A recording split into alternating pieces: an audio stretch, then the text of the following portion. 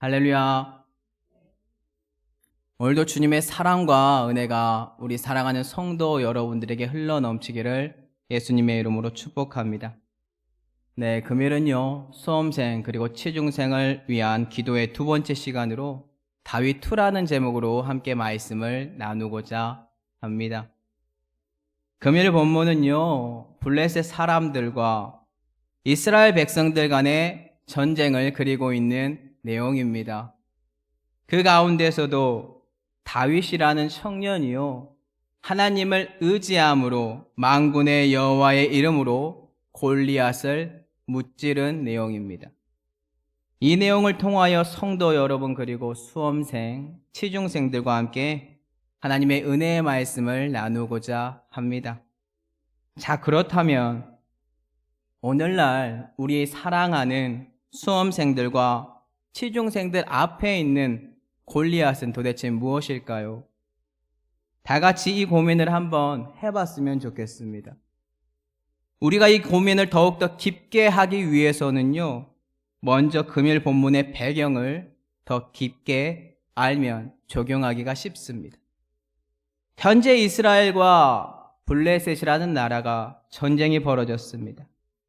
그런데 그러한 상황 속에서요, 골리앗이라는 장수가 이스라엘 군대에게 소리치는 내용이 과간입니다. 그 내용을 먼저 살펴볼 텐데요.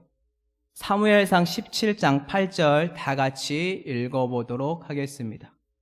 그가 서서 이스라엘 군대를 향하여 외쳐 이르되 너희가 어찌하여 나와서 전열을 벌였느냐? 나는 블레셋 사람이 아니며 너희는 사울의 신복이 아니냐? 너희는 한 사람을 택하여 내게로 내려보내라. 그가 고백하는 내용이 무엇인가요? 이스라엘 백성 중에요, 한 사람을 택하여 1대1로 일기토를 하자고 합니다. 즉 일기토를 통하여서요, 진 사람의 모든 백성들이 이긴 사람의 종이 되므로 1대1에서 승리한 사람이 이기는 전투 방식, 이 게임을 골리앗이 이스라엘에게 제안을 하고 있다라는 뜻이죠. 그렇다면 오늘날 수험생들과 취중생들이 골리앗이라는 세상, 그리고 세상 속에서 제안하고 있는 이러한 싸움, 이러한 방식이 도대체 무엇일까요? 바로 세상이라는 공간에 나아간 수험생과 취중생들에게요, 세상이라는 골리앗이요, 1대1로 전쟁하자고, 그들에게 싸우자고 외치고 있습니다. 이를 수험생들과 취중생들에게 적용하잖아요. 그러면 1대1로 그들이 싸운다라는 느낌이 안 들어요. 더 위세가 등등하고요, 무서운 존재들과 전쟁을 준비해야 하는 기분이 드는 겁니다. 왜 수험생들과 취중생들이 그러한 기분이 들까요? 그 이유를 알기 위해서 골리앗을 조금 더 깊게 우리는 알아야 합니다. 우리에게 적용을 하기 위해 골리앗을 어떻게 표현하고 있는지 배워야 더 쉽게 이길 수 있다는 뜻입니다. 사무엘상 17장 4절에서부터 보니까요, 골리앗에 관하여 성경에서 자세하게 표현을 하고 있습니다. 그의 키가요, 6규빗 한 뼘이었다고 합니다. 한 규빗을 45cm로 봅니다. 그리고 한 뼘을요, 약 13cm로 봅니다. 그러면 골리앗의 키가 대략 2m 80이 나옵니다. 엄청난 거인이죠. 그러한 키에 머리는 노트구를 썼어요. 그리고 몸에는요, 비닐 갑옷을 입었는데 이 갑옷의 무게가요, 일반 병사가 감당할 수 있는 무게가 아닙니다. 놋 5,000세겔이라고 해요. 1세겔이 약 11.5g이라고 하거든요. 그러면 갑옷이 총 몇 킬로그램인지 아십니까? 갑옷의 무게만 약 57kg입니다. 이뿐만 아니라 칼과 창과 단창으로 무장한 자와 1대1로 싸워야 한다. 성도 여러분들이라면요, 상식적으로 어떠한 마음이 드시나요? 이러한 거구의 거인이 여러분들 앞에 나와서 조롱하면서 하나님을 깎아내리면서 1대1로 싸우자라고 여러분들에게 제안을 하고 있다. 당연히 무섭겠죠. 분명히 1대1인데 1대1이 아니라 거대하고 무서운 존재인 골리앗과 내가 싸워야 한다라는 인간적인 생각이 여러분들의 마음에 들어오니까요.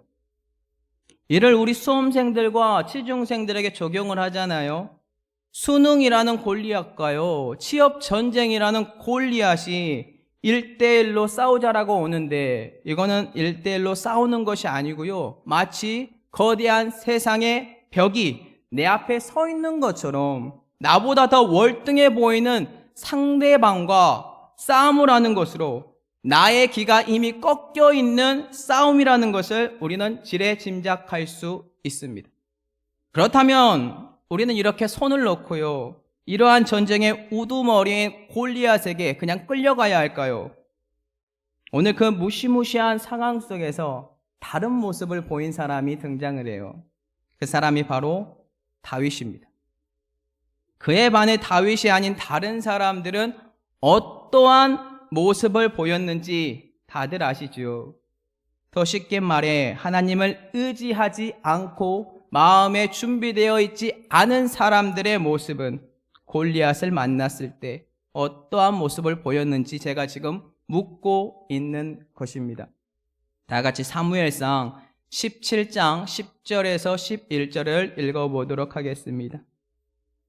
그 블레셋 사람이 또 이르되 내가 오늘 이스라엘의 군대를 모욕하였으니 사람을 보내어 나와 더불어 싸우게 하라 한지라. 사울과 온 이스라엘이 블레셋 사람의 이 말을 듣고 놀라 크게 두려워하니라. 준비되어 있지 않고 하나님을 온전히 의지하지 못하는 사람들은요, 골리앗의 말을 듣고 크게 두려워합니다. 이를 수험생들과 취중생들에게 적용해서 생각해 볼까요? 수능이라는 골리앗이요, 다가오는 것에 준비가 되어 있지 않은 수험생들, 걱정과 염려가 많을 것이며 또한 무서울 겁니다. 준비가 되어 있더라도 하나님을 믿지 않고 의지하지 않는 자, 교만한 마음 속에서 흔들리고 불안할 겁니다. 그렇다면 취중생들은 어떠할까요? 더 심해요. 세상이란 취업 전쟁의 골리앗을 만났을 때요, 하나님을 의지 않고 준비하지 않으므로 그들이요, 세상의 취업 전쟁 가운데 굴복해요. 그리고 넘어지고요, 자꾸만 자기한테 죄가 있는 것처럼 자기 자신을 깎아내립니다. 부모님에게요, 미안해요. 화는 자꾸 치밀어 올라요. 자존감은 떨어지고요, 우울감까지 생겨요. 결국 취업이라는 골리앗이 자기를 속이고 있는데 자기의 진정한 가치를 하나님 안에서 발견하지 못하니까 자살 충동까지 느끼는 게 취업생들입니다. 참으로 속상하죠. 현재도 골리앗은요, 상징적으로 우리가 살고 있는 이 세상에 너무나도 많이 존재하고 있습니다.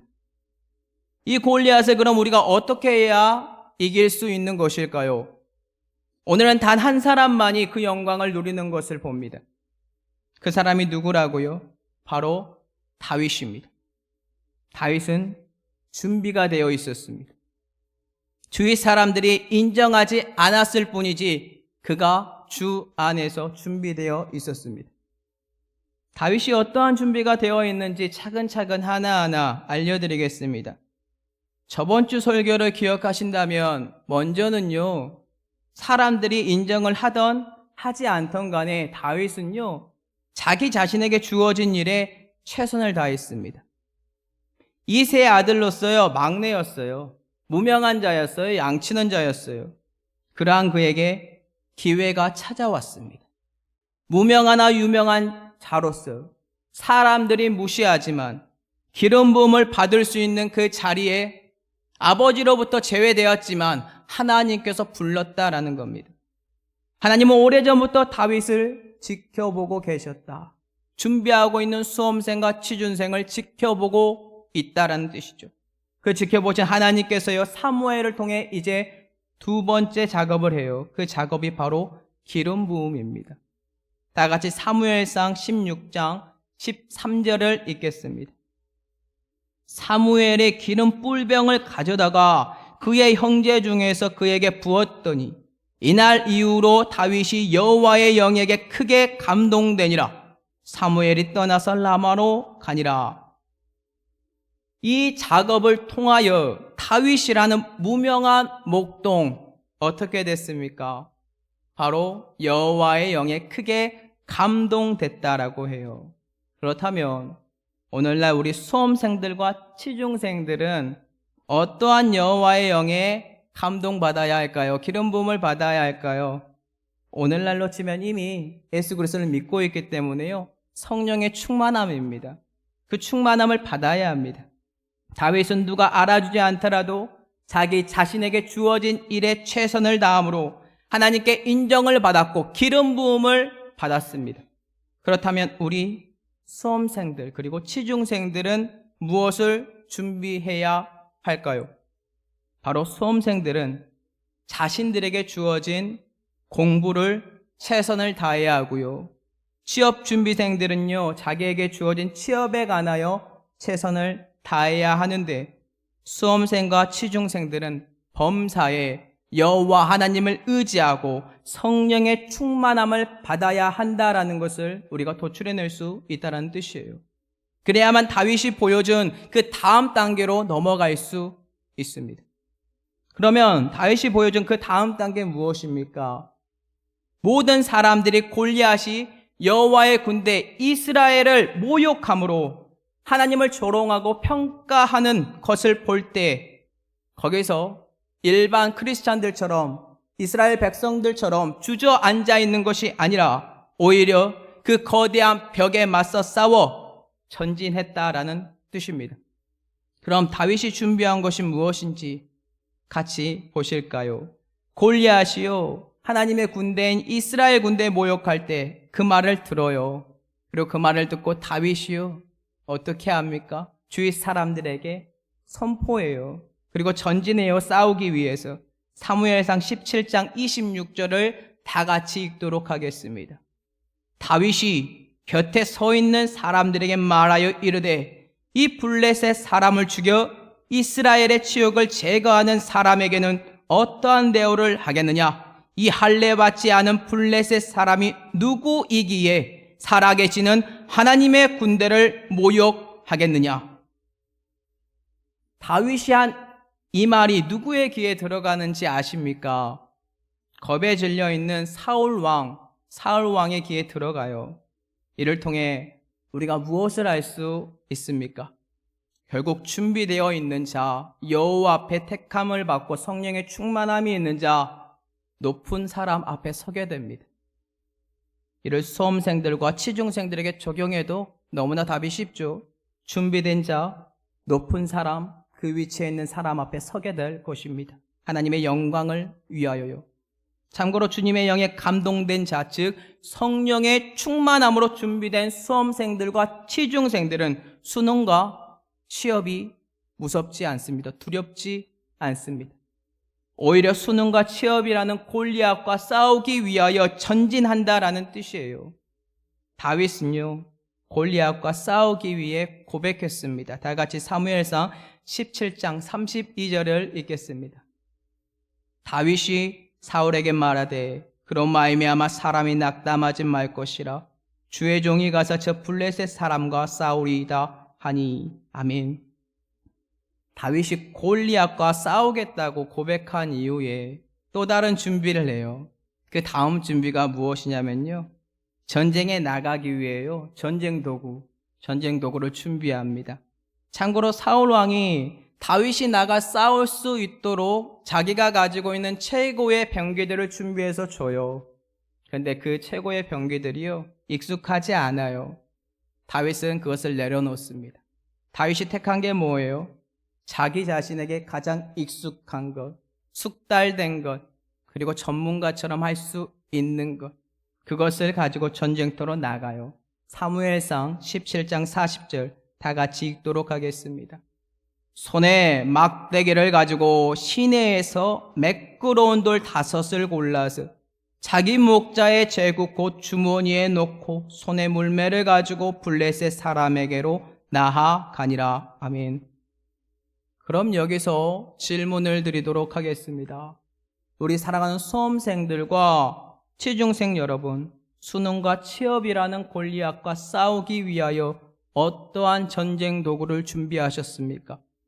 하나님을 의지함으로 자신을 연달하고 숙달된 사람, 절대로 약할 수 없습니다. 하나님께서 인도하기 때문에요. 지금 다윗이 들고 나간 무기 약해 보이지 않으십니까? 그 물매. 이 물매라는 무기가요, 실제로는요, 전쟁 도구였습니다. 그거 아십니까? 과거 사사기 시절 베냐민 지파에요, 기브아 주민 중에 왼손잡이 700명이 있었어요. 그들이 사용한 전쟁 도구가 무엇이냐? 바로 다윗이 사용한 물매입니다. 그들은 전문가였어요. 물매로 돌을 던지기만 하잖아요. 정확하게 빈틈없이 명중시킵니다. 다 같이 사사기 20장 16절을 읽어보도록 하겠습니다. 이 모든 백성 중에서 택한 700명은 다 왼손잡이라 물매로 돌을 던지면 조금도 틀림이 없는 자들이더라. 아멘. 그렇다면 사랑하는 수험생과 취중생 여러분들이 가지고 있는 전쟁 도구 도대체 무엇인가요? 하나님만을 의지한다고 말을 하면서 아무 준비 없이 공부도 안 하고 취업 준비도 안 하고 아니면 대충 수능 시험이라는 골리앗과 취업 전쟁이라는 골리앗에 뛰어든다. 이처럼 오만하고 교만한 행동은 없습니다. 어찌 노력도 하지 않고 거두려고 합니까? 그건 하나님을 의지하는 것이 아니라 하나님을 욕되게 하는 것입니다. 저는 지금 행위를 강조하는 것이 아닙니다. 믿음이 있는 자, 하나님의 마음을 깨달을 수밖에 없고 주위 사람들이 알아주지 않더라도 겸손히 주님만 바라보며 최선을 다하고 여호와께서 기름을 붓고 성령의 충만함 속에 전진한다라는 거예요. 다윗이 그랬어요. 자신이 지키던 양이 곰과 사자에게 잡혀갔을 때 최선을 다합니다. 누가 알아주지 않더라도요.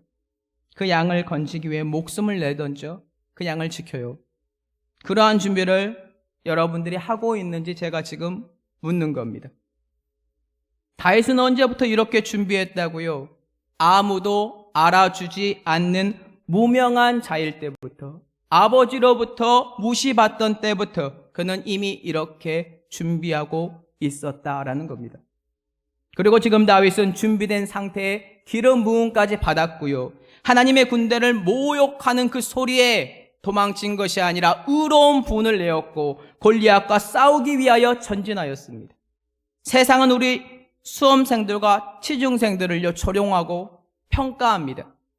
진정한 골리앗 어디에 있을까요? 다른 데 있을까요? 수험생들과 취중생들 혹시 마음에 있는 것 아닐까요? 준비가 안 되어 있는 마음에서부터 세상이라는 골리앗에게 져버린 수험생들과 취중생들 얼마나 많이 있습니까? 그분들에게 권면합니다. 다시 다윗처럼 무명할 때부터 올바르게 차근차근 준비하시기 바랍니다.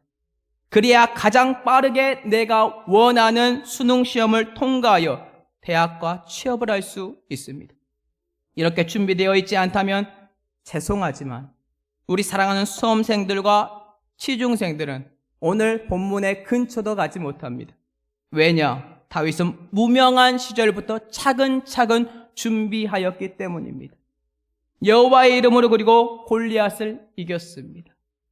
준비된 상태에서 자기의 것을 내세운 것이 아니라 여호와의 이름에 자기를 맡겼습니다. 저가 내 안에 내가 저 안에 들어가니 어찌 여호와의 영광의 빗줄기가 흘러넘치지 않을 수 있을까요? 다 같이 금일 본문 사무엘상 17장 45절을 읽겠습니다. 다윗이 블레셋 사람에게 이르되 너는 칼과 창과 단창으로 내게 나오거니와 나는 만군의 여호와의 이름 곧 내게 모욕하는 이스라엘 군대에 하나님의 이름으로 내게 나아가노라. 아멘. 참고로 세상은 경쟁이라는 두 글자 가운데 수능생들과 취중생 여러분들을 평가할 것입니다. 이 평가가 무엇인지 아십니까? 바로 수능 결과와 취업 결과에 따라서 여러분들을 평가한다라는 뜻입니다. 실질적으로 수능생들과 취중생들이 가지고 있는 하나님께서 허락하신 그 달란트가 무엇인지도 모른 채 그들은 겁에 질려 있습니다. 그렇기 때문에 우리는 주님께로 돌아가야 합니다. 여호와의 이름, 그 이름의 뜻 가운데 보호함을 받아야 합니다. 세상은 평가하지만 하나님은 기다립니다. 여러분들이 돌아와 차근차근 천천히 준비하기를요. 골리앗은 오늘 본문 43절에 다윗에게 말하기를 네가 나를 개로 여기고 막대기를 가지고 내게 나아왔느냐 말을 해요.